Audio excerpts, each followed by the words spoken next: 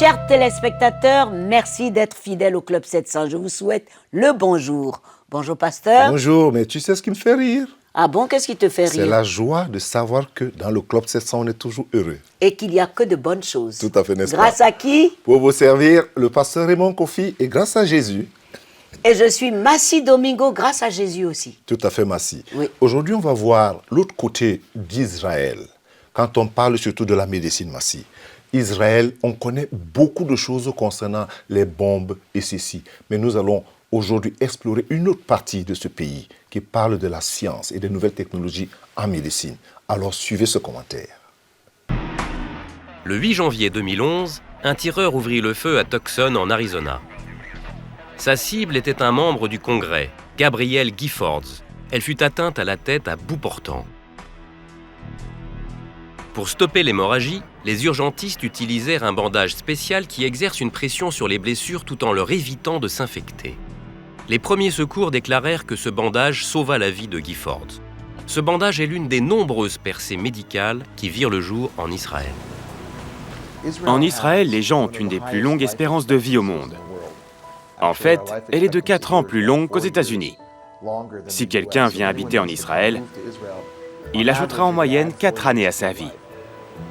Depuis la lutte contre le cancer, le don de la vue aux aveugles et la mobilité aux paraplégiques, Israël est à la pointe des innovations médicales.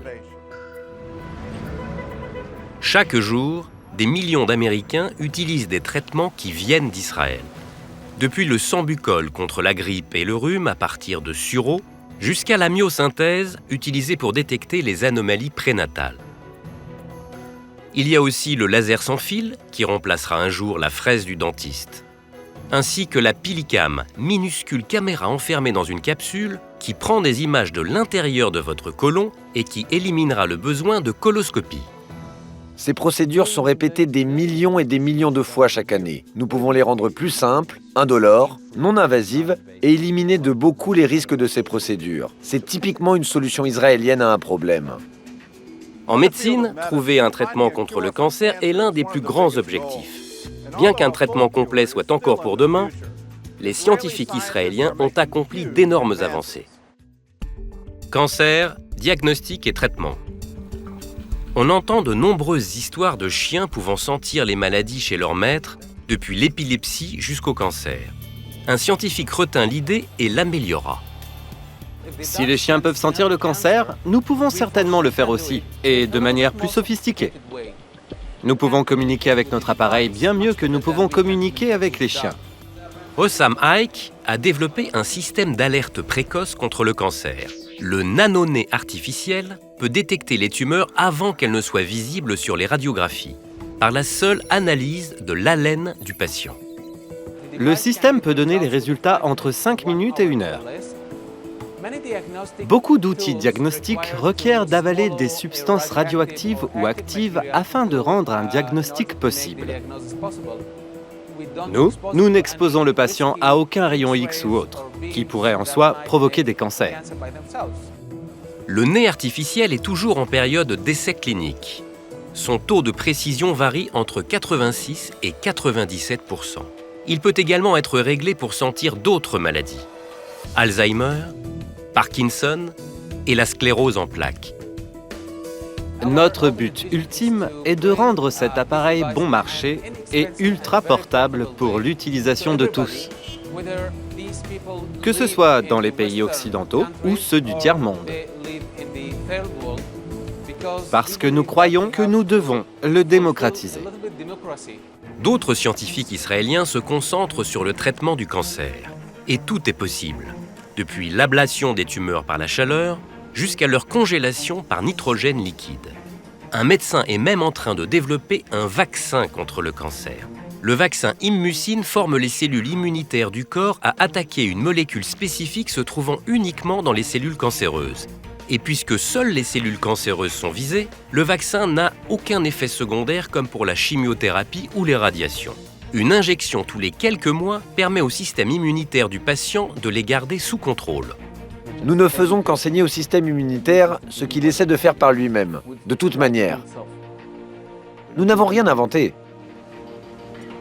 Lors du premier essai clinique, le vaccin a éveillé le système immunitaire des 15 patients. Vous le verrez dans le futur. Nous ne sommes qu'au seuil de ce domaine très attractif. Nous en avons juste gratté la surface en ce moment. Je pense que nous découvrirons encore beaucoup d'autres choses.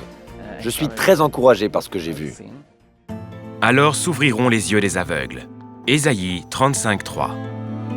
En 1829, la découverte du braille révolutionna le monde des non-voyants en leur permettant de lire et d'écrire. Aujourd'hui, des inventeurs israéliens vont encore plus loin dans cette révolution.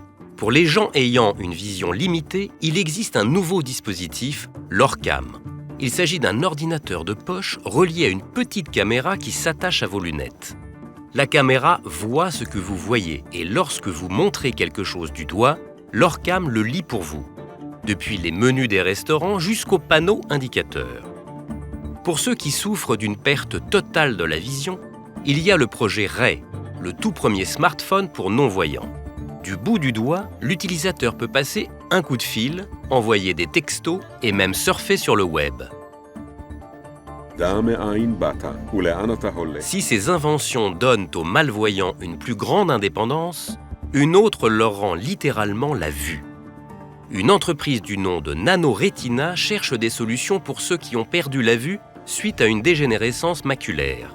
Ils ont créé l'œil bionique, un implant qui donne aux patients un accès à une vision en noir et blanc. Un grand progrès pour quelqu'un ne pouvant rien voir jusque-là. La nécessité est la mère de toutes les inventions. Les Israéliens ont tendance à penser en dehors de leur boîte. S'il y a un obstacle, nous ne nous cognons pas la tête dessus tout le temps. Nous le contournons. Nous trouvons une solution. Une de ces solutions est d'offrir une nouvelle vie à ceux à qui l'on avait dit qu'ils ne remarcheraient plus jamais. Le Rewalk. Je ne pouvais pas comprendre pourquoi les fauteuils roulants constituaient la seule solution pour les personnes paralysées. En 1997, Amit Goffer fut paralysé suite à un accident de voiture. Depuis, il s'est donné pour mission de faire oublier les fauteuils roulants. Il a conçu quelque chose qu'il appela le Rewalk, un appareil orthopédique qui, grâce à des moteurs, permettent aux paraplégiques de marcher et même de conduire. Ironiquement, Goffer ne pouvait pas essayer sa propre invention. Il est tétraplégique et l'appareil requiert l'usage des bras. Il trouva alors un ancien combattant très motivé par cette idée. Quand le médecin m'a dit que j'avais de la chance d'être vivant, mais que ma blessure me laisserait paralysé, tout est devenu sombre pour moi. Radi Kayov est un ancien parachutiste qui a été blessé au Sud-Liban. J'ai rencontré Amit Goffer dans un centre de rééducation en Israël. Il m'a expliqué qu'il avait inventé un appareil qui permettait aux paraplégiques comme moi de marcher à nouveau. Je ne croyais pas que j'allais pouvoir me lever. Mais après l'avoir essayé et avoir pu me lever grâce à lui, j'ai été stupéfait. Ma fille avait 3 ans à l'époque. Elle m'a regardé et a dit « Papa, tu es grand ?» Ça a fait mon bonheur ce jour-là. En fin de compte, c'est voir les familles qui est le plus émouvant. C'est très touchant de les voir regarder ce qu'ils aiment se lever. C'était la première fois que j'étais vraiment ému. Radi commença à utiliser le Rewalk il y a 6 ans. Depuis lors, cet appareil a fait son chemin dans le monde entier. En 2012, une jeune femme, Claire Lomas, utilisa le Rewalk dans le marathon de Londres. Elle marcha les 42 km en 17 jours, ce qui lui valut le surnom de « femme bionique ». C'est un moment que je vais chérir pour le reste de ma vie. Le pancréas artificiel. Je danse 4 fois par semaine. Et j'aime beaucoup danser. Je savais que je n'allais pas arrêter juste parce que je suis diabétique. Shai Barshira est danseuse, étudiante et diabétique de type 1. Elle est aussi une pionnière. Shai fut l'une des premières à essayer un nouveau dispositif médical, le pancréas artificiel. Toujours au stade expérimental, il est pour le moment constitué d'un portable relié à une série de capteurs qui contrôlent le taux de sucre du patient. À terme, l'ordinateur portable sera remplacé par une puce électronique dans une pompe à insuline. Le docteur Moshe Philippe en est l'un des concepteurs. J'ai souvent promis à mes patients qu'un jour, ils seraient débarrassés de leur diabète. Alors malgré le fait que nous ne savons pas encore le guérir, nous voulons permettre à nos patients de vivre leur vie sans devoir y penser tout le temps. Il faut bien comprendre que le diabète de type 1, particulièrement durant l'enfance, est quelque chose qui vous occupe toute la journée. C'est tout le temps là. Le docteur Philippe a supervisé les essais cliniques chez des enfants diabétiques en Israël, en Slovénie et en Allemagne. Mais Shai fut la première à utiliser le dispositif chez elle, sans supervision médicale. Chaque fois que mes niveaux baissent, le système fait sonner une alarme très forte et me prévient que je dois manger tout de suite. Et si j'ai les niveaux qui montent trop, le système les rétablit.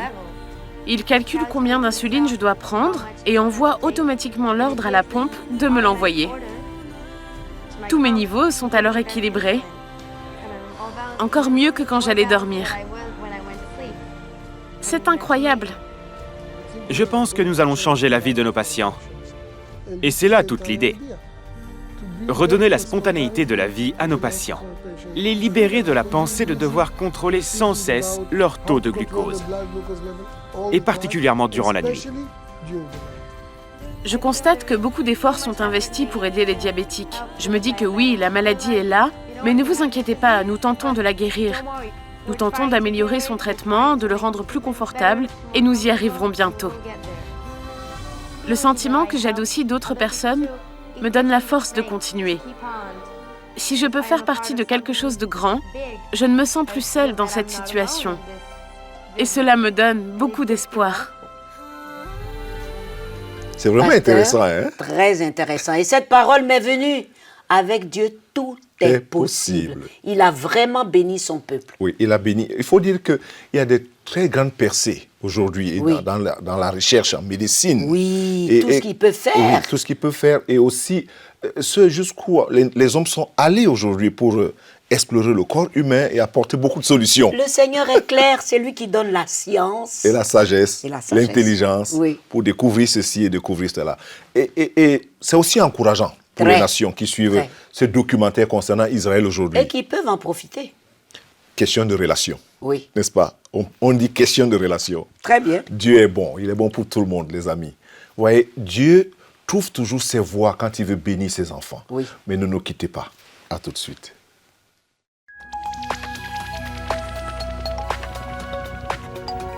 Si vous avez des questions spirituelles, des besoins de prière ou même si vous avez besoin de conseils, n'hésitez pas à nous contacter aujourd'hui à cette adresse ou au numéro suivant. Nos conseillers sont là pour vous aider. N'oubliez pas, nous sommes là pour vous.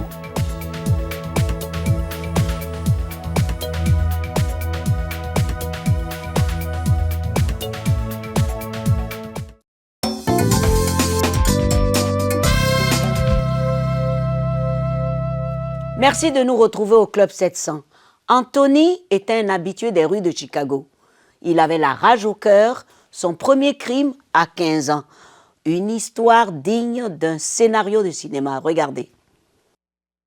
À l'époque, je considérais qu'un homme pouvait utiliser et abuser des femmes, qu'il pouvait leur manquer de respect, qu'il pouvait porter une arme et l'utiliser. Un homme pouvait faire tout ce qu'il voulait pour obtenir ce qu'il voulait. Anthony Acevedo grandit dans les rues de Chicago, l'une des villes des États-Unis où se trouve le plus grand nombre de gangs. À 13 ans, mon frère avait rejoint un gang et touché à la drogue et l'alcool. C'est ça qui m'avait attiré, et je voulais faire la même chose que lui. Ses parents avaient divorcé alors qu'il était jeune et sa mère s'était installée avec sa famille dans un quartier difficile. Le très connu gang des Latin Kings devint bien vite sa nouvelle famille. Ils m'ont donné l'attention dont j'avais besoin en tant que jeune garçon et que je ne recevais pas à la maison.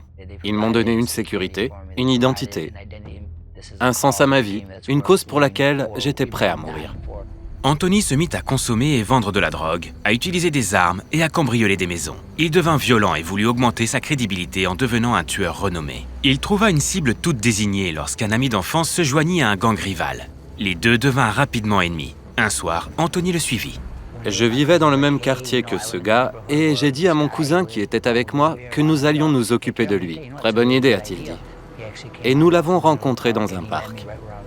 J'avais un sweat à capuche avec mon arme dans la poche. Il s'est approché en m'insultant. Je n'ai rien dit. Je suis resté là à sourire, mais je me tenais prêt. J'ai sorti mon arme et me suis approché autant que je le pouvais. Puis j'ai tiré. La première balle ne tua pas l'homme qui prit la fuite. Anthony le poursuivit jusqu'à ce que sa victime prenne la direction d'un poste de police. Anthony tira encore 2 fois et l'abandonna pour mort. Je croyais l'avoir tué. Je suis monté à l'appartement de mon cousin, au 3e étage, et depuis sa fenêtre, nous pouvions voir le lieu du crime. Il y avait la police, on voyait tout ce qui se passait. Nous nous félicitions l'un l'autre en nous disant « Ouais, on l'a fait, on a tué ce gars, et il y en aura d'autres encore. » Je me nourrissais du sentiment que j'avais ressenti pendant que je tirais sur cet homme. Son euphorie fut de courte durée. Après seulement quelques heures, il fut arrêté et apprit que sa victime n'était pas morte. J'avais voulu qu'il meure parce que je ne voulais pas qu'il témoigne contre moi, et je voulais aussi avoir l'air d'un vrai tueur. Mais en même temps, je ne voulais pas qu'il meure, parce que ça me vaudrait une peine plus lourde. Anthony fut accusé de tentative de meurtre et condamné à 11 ans. Dans sa prison, il continua à vendre de la drogue et à être violent. Puis il eut un nouveau compagnon de cellule qui était chrétien. Il avait fait partie d'un gang. Il voulait toujours me parler de Dieu et je lui ai dit « Cette affaire avec Jésus ne marche pas avec moi. J'aime ma vie. Je suis un pécheur, j'aime le péché. Je suis un Latin King et j'aime ma vie. » Pourtant, son compagnon persévéra. Un jour, il donna une Bible à Anthony. J'ai pris la Bible et j'allais la balancer dans le coin où se trouvait la poubelle, mais elle est restée collée à ma main. Je ne sais pas pourquoi, elle n'est pas tombée. Ce fut le premier d'une série d'incidents qu'Anthony ne put expliquer et qui lui firent penser que Dieu était peut-être à l'œuvre dans sa vie. Mais il restait sceptique. J'ai pris la Bible et j'ai dit « Tu sais quoi, je vais la prendre et je vais la lire, mais ça ne sera pas pour changer de vie. Je vais la lire pour la critiquer et condamner tous ces chrétiens hypocrites, d'où qu'ils soient. » Mais les choses ne se passèrent pas exactement comme Anthony l'avait prévu. Pendant 3 ans, j'ai lu la Bible chaque jour, toute la journée, depuis la Genèse jusqu'à l'Apocalypse. Je lisais non-stop, 10, 15 heures par jour, je ne faisais que lire la Bible. Anthony dit que pendant son séjour en prison, Dieu a continuellement cherché à toucher son cœur. Tous les détenus que j'ai eus dans ma cellule depuis ce jour étaient des anciens membres de gangs devenus chrétiens. Dieu a œuvré au travers de ces 5 personnes pour me montrer la vérité et pour me montrer qu'il existe vraiment, malgré les réalités de la vie en prison. Anthony continuait cependant à se droguer et à exercer ses activités au sein d'un gang. Un jour, il participa à un culte dans la chapelle de la prison. C'était un prédicateur invité et il a dit « Je suis venu pour transmettre un message à certaines personnes. Dieu me demande de vous dire d'arrêter. » Arrêtez de jouer avec Dieu et arrêtez de jouer avec le diable. Soit vous servez Dieu fidèlement, vous laissez tomber les gangs et la drogue, et vous suivez Dieu. Soit vous l'oubliez, vous oubliez la Bible et vous suivez le diable, et vous le suivez à 100%. Mais vous ne pouvez pas faire les deux. J'ai écouté ce message assis au fond de la chapelle, et mon cœur s'est agité. Je me suis dit, cet homme parle de moi. Anthony regagna ensuite sa cellule. Je suis retourné dans ma cellule et j'ai entendu une voix me parler. C'était aussi audible que ma voix que vous entendez, mais je l'entendais du plus profond de mon cœur. Cette voix m'a appelé par mon nom et a dit « Anthony, aujourd'hui est le jour où tu ne vas plus être un Latin King. Aujourd'hui est le jour où tu vas être mon enfant. Ton ancienne vie est finie. » Au début, Anthony pensait qu'il devenait fou.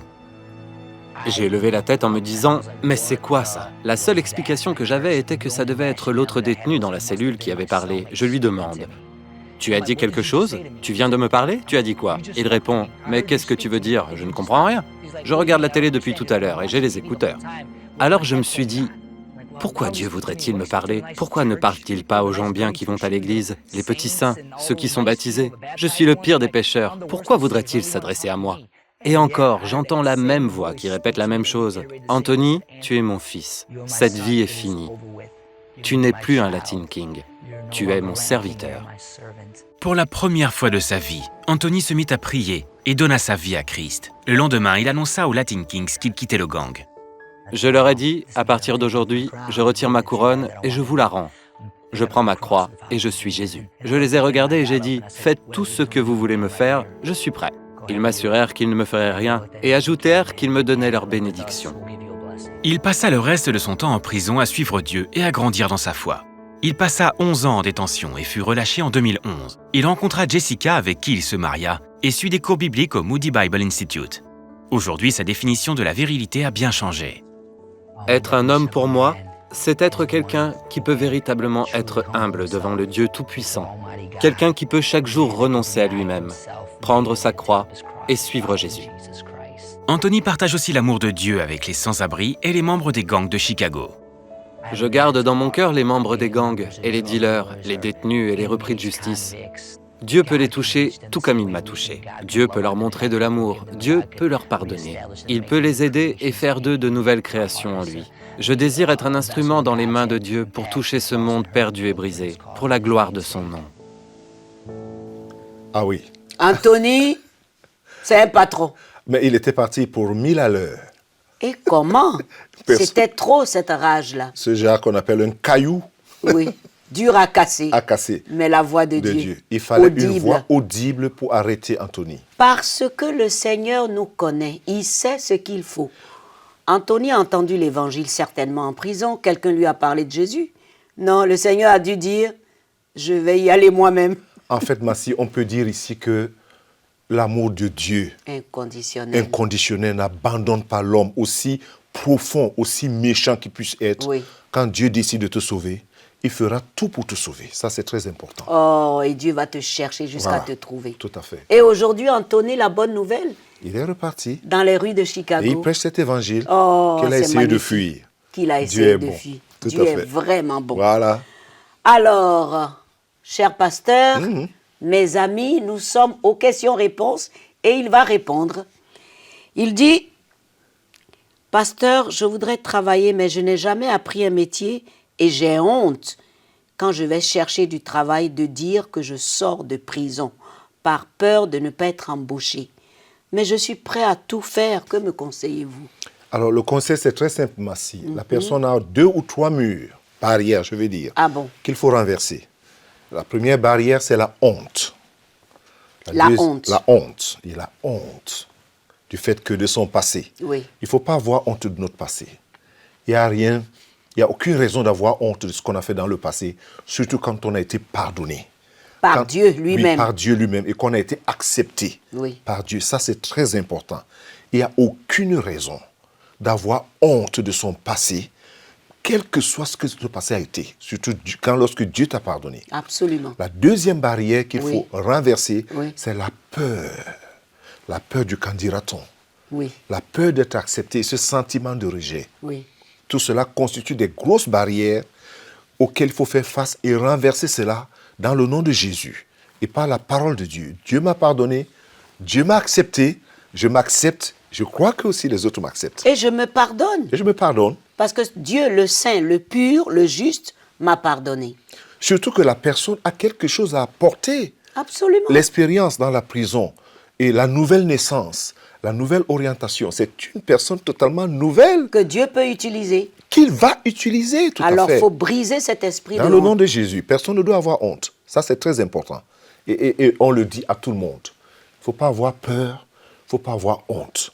Et il faut savoir se pardonner soi-même lorsqu'on est sûr que Dieu t'a pardonné. Hein, Massi? Oui. Ça, c'est très important. C'est très, très important. Alors, que Dieu soit loué, que qu'il soit Dieu vraiment soit loué. béni. Tout à fait. Et restez avec nous, ne nous quittez pas. À tout de suite.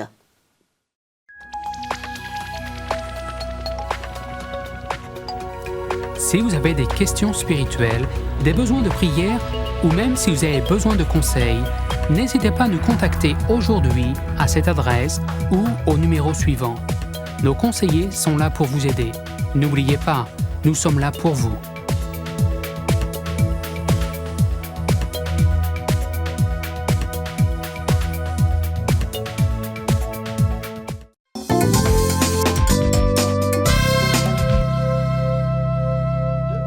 Je vais vous raconter une histoire. Asseyez-vous confortablement. En 1829, un certain George Wilson de Philadelphie aux États-Unis fut jugé pour meurtre et reconnu coupable. Il fut condamné à mort. Mais des amis à lui, ils ont obtenu la grâce du président Jackson. Mais Wilson la refusa. Le magistrat ne voulut pas toutefois appliquer la sentence de mort. Car comment pouvait-il faire mourir un homme qui a été gracié? On a fait appel au président Jackson qui a répondu en disant « Une grâce n'a de valeur que si la personne concernée l'accepte. Car on peut difficilement supposer qu'une personne sous sentence de mort puisse refuser cette grâce. Mais si elle le fait, il n'y a plus de grâce pour cette personne. Et George Wilson, pour avoir refusé la grâce présidentielle, dut subir sa peine. Il fut exécuté, alors que son mandat de grâce était sur le bureau du magistrat. Terrible. Cette petite histoire nous fait juste penser au danger de plusieurs qui refusent et rejettent la grâce de Dieu aujourd'hui. Parce que la parole de Dieu nous dit tous que nous avons tous péché devant le Seigneur, tous sans exception. Tous, nous sommes nés pécheurs. Tous, nous manifestons ce que nous sommes véritablement à l'intérieur par nos actes en étant des pécheurs.